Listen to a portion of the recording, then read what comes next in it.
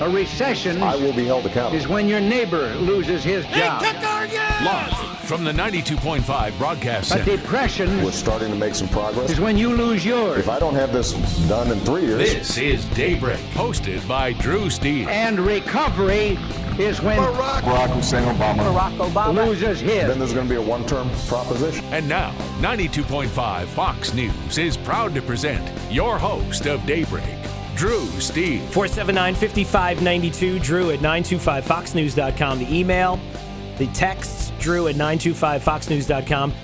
Also, you can call anytime you would like if you would like to speak with Byron Donals, running for Congress here, the seat currently held by Connie Mack, District 19. Byron, good morning. How are you? Good morning. Good morning. Southwest Florida.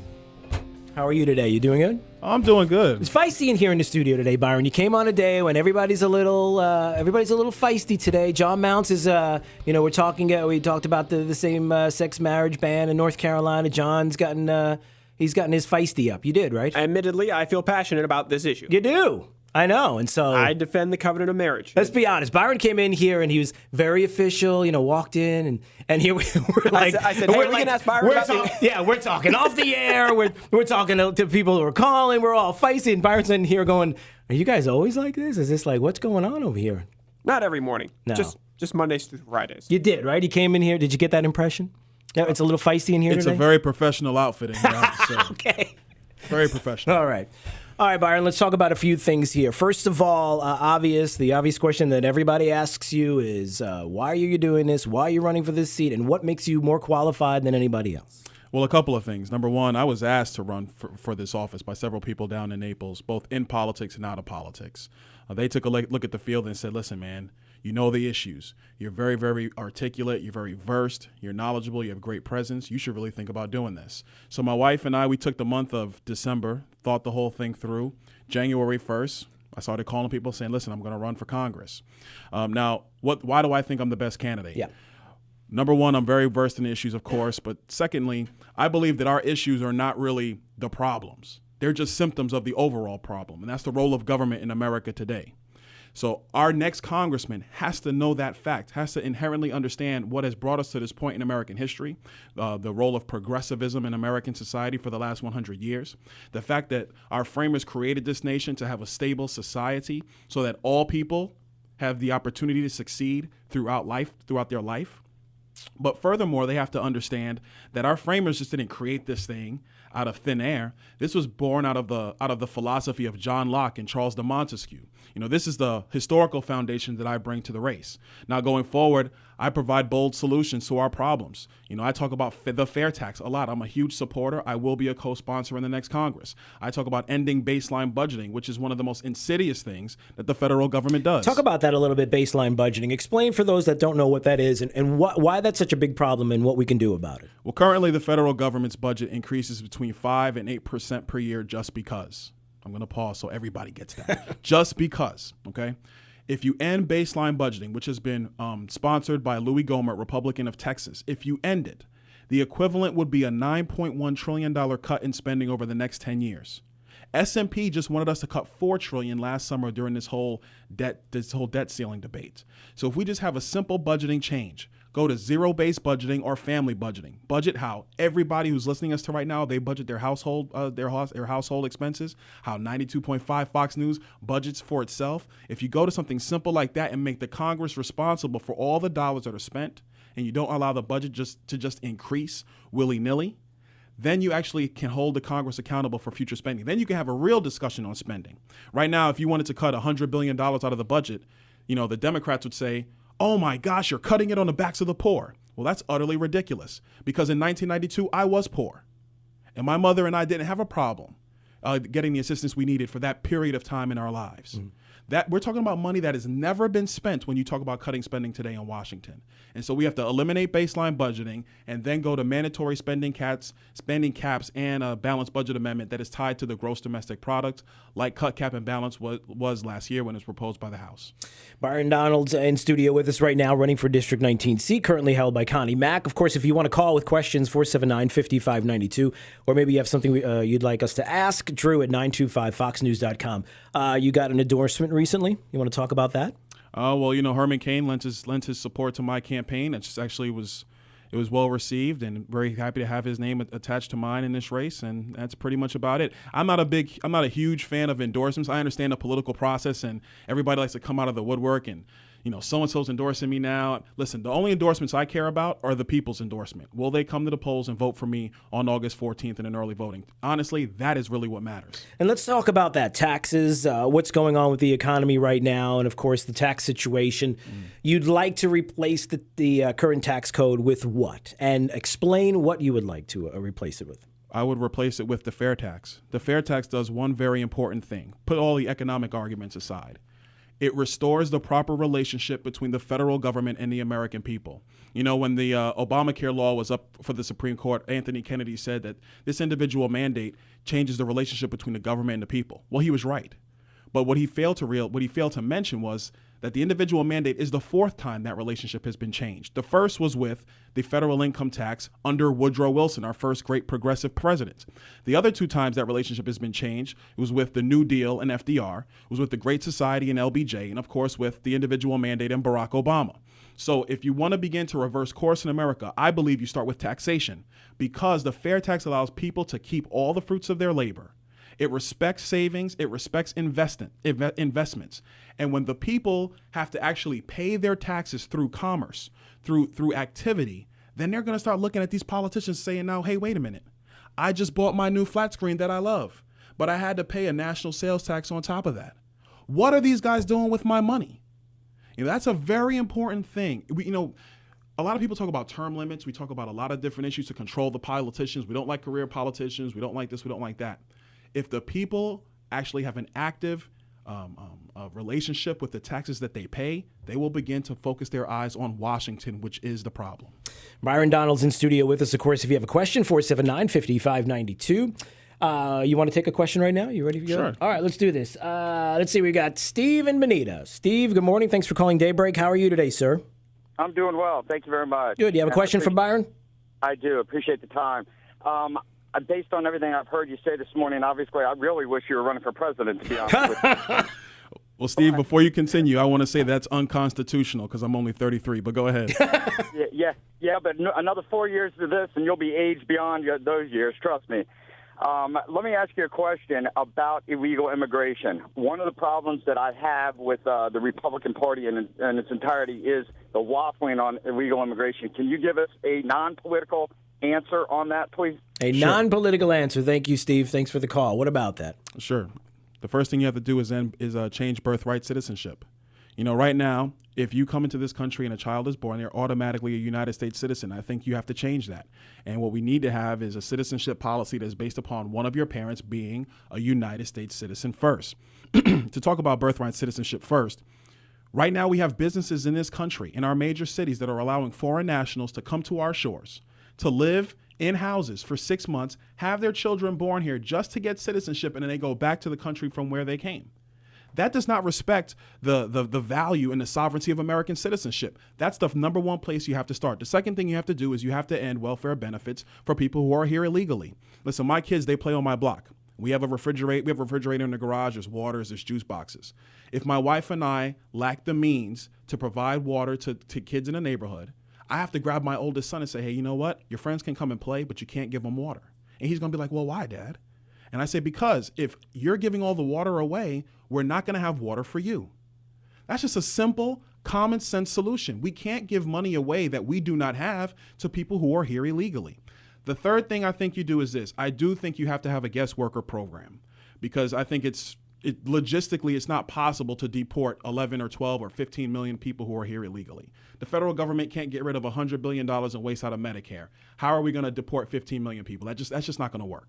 So I think a guest worker program is a solid solution. Of course, then you secure the border. That's going to be crucial. One of the problems with border security is that everybody who's coming through that border is not from Mexico or Guatemala or Costa Rica.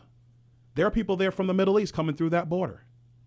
And so that's a huge problem when it comes to the security of this nation that has to be addressed as well. Have you read anything or at least looked through, listened to the suggestions that Marco Rubio has as far as this conservative dream act that he was talking about the idea of of that specifically? You have any thoughts on that? I haven't had a chance to review Marco Rubio's proposal, so I don't have an answer for it right 479-5592, Drew at 925foxnews.com. All right, we got a lot of people who are calling, so we'll get to some more phone calls. We'll take a short break. When we come back, more with Byron Donals, running for the District 19 seat, of course, currently held by Connie Mack. We'll have more of that discussion. Emails and more. It's Daybreak, 92.5 Fox News. Last segment on Daybreak. now. What are these guys doing with my money? That's a very important thing. Have something you want to add? Based on everything I've heard you say this morning, obviously, I really wish you were running for president. Call 479-5592. This is Daybreak with Drew Steele on 92.5 Fox News. Byron Donalds, excuse me, in studio. That's great. I've got to get your name right. That's perfect. Donalds. Byron Donalds in studio with his District 19, running for the seat currently held by Connie Mack. 479-5592. Drew at 925foxnews.com. A lot of people are calling Byron, so let's get to the calls right now. We got Mike in Fort Myers. Mike, good morning. Thanks for calling Daybreak. How are you today? Good. How you guys doing? Good. What's on your mind for Byron? Well, I just I'm curious with what Byron thinks can be done to help inform the African American community with regard to Obama. You know, it seems like they get sucked in with all the talk, but you know, now that we do have an African American president, and they've had a chance to see that, you know, the hiring of African Americans in general has not increased under this individual, and they've been promised all these things just like they always have for years from liberal presidents. And you know, at what point are we going to be able to, you know, reach out there and better inform these people about fundamental growth in the economy and how that all works, and how it does not come from government, it comes from the private sector? That's a great question. In two parts. Number one, I don't think that you're going to be able to go to the large part of the black community and assail Barack Obama. We just have to understand the reality of that. For the black community, it is a sense of pride that he became president of the United States. Now, I completely disagree with the man. I think he's absolutely wrong. And that is the message we have to begin to take to the black community. When I started in this race, I went down to the Martin Luther King Jr. parade in Naples. And there was a rally afterwards in Cambier Park down in Naples. And when I was walking around down there, people were signing my petitions. They started looking at it. They said, "Wait a minute, you're a Republican?" And I said, "Yes, I am." and they would be like, "Oh, my goodness." So we would start debating the issues, and you could tell they were starting to learn. When I looked around, the chairman of my campaign, he asked me, "Hey, does the Republican Party have any other people in this parade?" And I said no. There was only one other person that was from the Republican Party. He's one of the county commissioners down there in Naples, Florida. And when I asked one of the heads in the NAACP why they vote for that man, they said because he comes. You know, the Republican Party has to begin to go into the African American community. We have to begin to debate our issues with the NAACP so that the young people in the black community will start to understand that economic freedom, that individual liberty, that sovereignty, which is crucial, which has been the basis of what has made everything we see around us, is what is going to promote not just the black community, but all communities. And that's a message that we have to deliver in contrast to Barack Obama, not in spite of Barack Obama. That's an amazing statement you just made. So they are saying that they show up. If you show up, people will vote for you. That's one of the most amazing things in politics. And this was from the NAACP. This is what they were saying, or this is what this is what you are hearing. One of the ladies that's high up in the NAACP, that's what she told me. She said, "Listen, we vote for him because he comes." Novel concept. 479-5592, Drew at 925foxnews.com. I'm going to keep you a little longer. Is that Sounds okay? good. All right. Byron Donalds, running for the District 19 seat, currently held by Connie Mack. Your phone calls and more coming up. It's Daybreak, 92.5 Fox News. Sovereignty, which is crucial, which has been the basis of what has made everything we see around us, is what is going to promote not just the black community, but all communities. We now return to Daybreak, hosted by Drew Steele on 92.5 Fox News. Byron Donalds in studio with us, running for a District 19 seat currently held by Connie Mack, as we take a few more phone calls, which is okay with you, right? Absolutely. All right, absolutely. So let's get to them real fast. Jeff's in Naples. Jeff, good morning. Thanks for calling Daybreak. How are you today? Very well. All right. You have a question for Byron? Second Amendment. I read your flyers, and I got to see you speak, but I've never heard you say word one about the Second Amendment. Very important issue to me. All right. Well, Jeff, thanks for the question. I think the Second Amendment is crucial not only to how the nation got here, but to the survival of our nation going forward. Your ability to protect yourself is paramount for any free society. The police department, we all love them, we all respect them, but their job really is to clean up the mess once it's already happened. The Second Amendment helps to protect you before stuff happens. And that's a very crucial thing and must always be protected going forward in the Congress. To segue a little bit, I know a big issue is this Trayvon Martin situation. What happened in Sanford, Florida. The Second Amendment has no bearing on what happened up there. That's an issue between two gentlemen. We still don't know what happened up there. So to try to come out with acrimony and say, oh, this is stand your ground's fault, oh, this is guns, this is the fault of guns, is really a nonsensical argument. It makes no sense.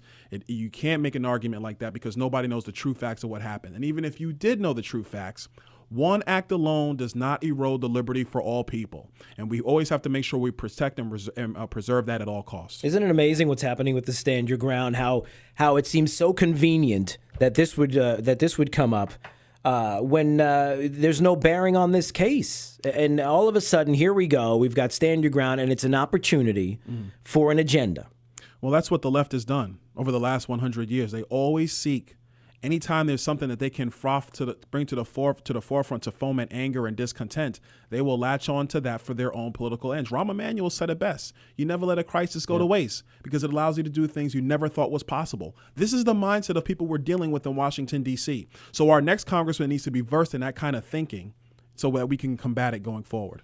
And one more call. It's Marty from Naples. Marty, good morning. Thanks for calling Daybreak. How are you? I'm fine, thank you. Good morning, gentlemen. I just curious. I'm sure he knows the answer, but has anyone done a little bit of research to how much business would be brought back into this country by the fair tax? How many jobs it create? Yeah, that's I don't think a lot of people understand that just doing that, how many businesses would want to come back here? That's really my question. Have a great day. Thanks, Marty. That's a great question, Marty. Under independent analysis by various people, some who even work in Harvard Business and Economics, the fair tax will increase GDP growth anywhere between 7 and 10% in the first year. 7 and 10% of GDP growth, something that we most importantly need here in America today. It does very important things. It eliminates the corporate income tax. It eliminates the capital gains tax. It eliminates the dividends tax. It eliminates the withholding tax. It eliminates the payroll tax. If you told businesses around the world, we're not going to tax you to do business, since corporations don't pay taxes anyway, we'll have more capital and more investment in America than we know what to do with. That is exactly what we need if we're going to continue to be the robust economy and if we're going to preserve this nation for the next 100 years. That's the purpose of the Congress, to preserve our nation. So enough playing games with the tax code. Let's get rid of the thing. We know it doesn't work. Let's go to the fair tax, go to consumption, and let's grow our economy. And I think people need to realize this as well, Byron, is a point that you made, and you may need to speak to this again. You are not adding this to any current code. A fair tax is, when you talk about a consumption tax, it's not added on. You are getting rid of other taxes. The fair tax legislation gets rid of the federal income tax as it exists. It takes down the IRS by 2/3, which is a wonderful, wonderful thing. And it makes the people the sovereign in our society once again. Those are all positive things that will help to preserve our nation. Byron Donals running for District 19 seat, currently held by Connie Mack. If they want to get in touch with you and learn more about you and your campaign, how would they get a hold of you? Go to my website, byrondonalds.com, BYRONDONALDS.com. I have speeches up there. We have a lot of different materials up there. I also wrote a vision for America's future. It's about 6 pages long. I would recommend to your listeners that you read it. You understand my thinking and my thought process when it comes to not only the issues of today, but where we're going to take the country going forward. That's byrondonalds.com. Byron, thanks for stopping by the studio today. I appreciate it. Thanks for having me. And we'll see you again very soon. And in the meantime, you should stick around because the mail's coming up. Who knows? You may even be in the mail, Byron. We don't know yet. So we're going to find out. 479-5592, the phone numbers. But we will do the mail as we do each and every day coming up. It's just a few more minutes away. Drew at 925foxnews.com. It's Daybreak.